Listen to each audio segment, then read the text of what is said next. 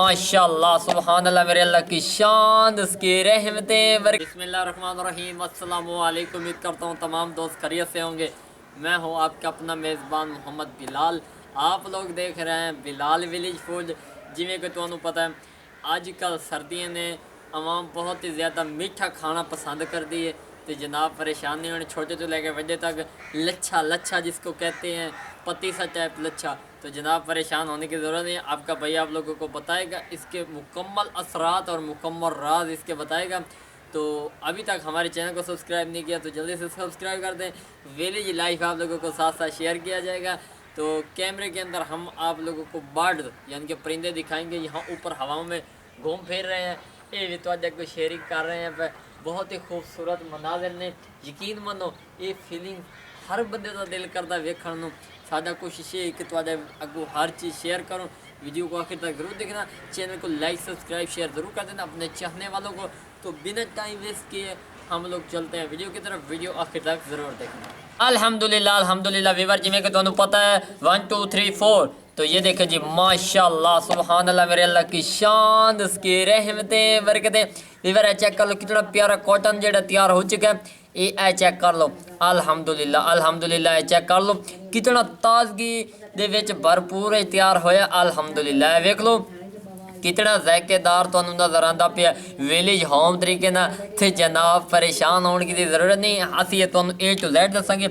ये चेक कर लो अल्हम्दुलिल्लाह वेख लो कितना मज़ेदार है। हुण अल्हम्दुलिल्लाह वीवर सिर्फ दो चीज़ों नाल तैयार हुंदा है। इहदे विच असीं फूड कलर यूज़ करना ही पिया।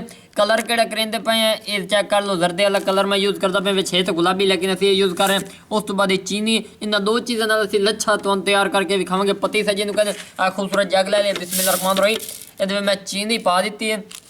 इस चीनी के असीं पावांगे कलर। बिस्मिल्लाहिर्रहमानिर्रहीम अल्हम्दुलिल्लाह जी 1 टीस्पून ये कलर पा दिता है। हुण तुसीं सोच रहे हो भाई लच्छा किस तरह तैयार होगा। A to Z इसे वीडियो के तुहानू दसांगा। एक दो होर चीज़ां पाउंदियां ने वो असीं मशीन वाली जगह पर जाके तुहानू पा के विखावांगे। वीडियो को आखिर तक ज़रूर देखना। और लच्छा जो है वो भी आप लोगों को बताएंगे। जो लोग बड़ी बड़ी अफवाहें उड़ाते हैं ना कि लच्छा घर पे तैयार करें तो भाई हम बनाकर आप लोगों को दिखा रहे हैं इसके क्या रिजल्ट है और क्या कंडीशन है। A to Z इसी वीडियो में बताएंगे। अल्हम्दुलिल्लाह वीवर जिमें कि तुहानू पता ये चीनी और कलर असी यूज़ कर दिता है। हुण मैं ये 2 टीस्पून सौंफ पाइंदा पे। सौंफ इस पर पाइंदे खुशबू करन ताकि एक प्यारा जिहा टेस्ट आ जाए फ्लेवर। अल्हम्दुलिल्लाह वीवर ये चेक कर लो ब्लेंडर असी ऑन करेंदे पे हैं। ये जिहड़ा तुहानू लच्छा कहंदे ने ओही असी विखावांगे इसे दे विच। वीडियो नू आखिर तक जरूर वेखिया। हुण असी ब्लेंडर चलाइंदे पे। बिस्मिल्लाहिर्रहमानिर्रहीम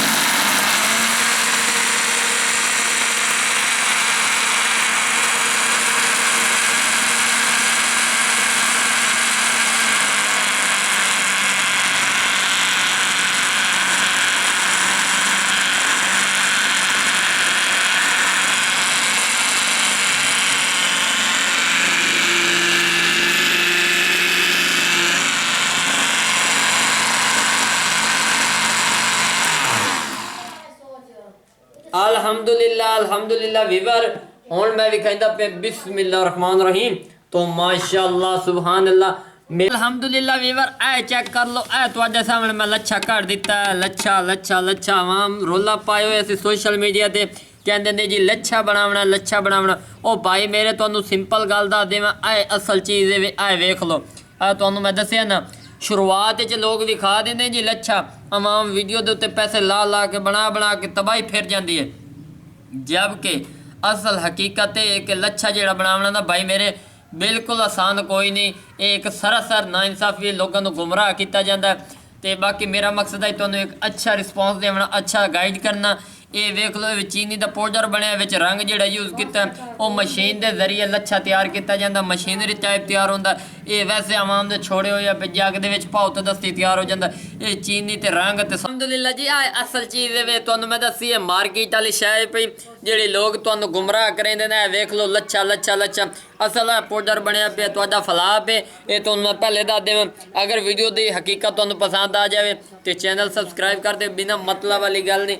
एक तुहानू पहचान कराइए मार्केट वाली असल हकीकत। हुण मैं चेक करेंदा पे तुहानू ये विखाइना। ये चेक कर लो कितना मज़ेदार नज़र आंदा पिया। ये मैं खा के तुहानू विखा दिता है तो मज़ेदार। अगर तुसी ये चीज़ लेना तो मार्केट लो तो आ भी खवाओ, अपने बच्चे खवाओ। बाकी वीडियो तो एंड ही होई पिया। अगर पसंद आ जाए तो चैनल सब्सक्राइब लाइक शेयर जरूर कर देना। अपना ढेर सारा ख्याल रखना। अल्लाह हाफिज़।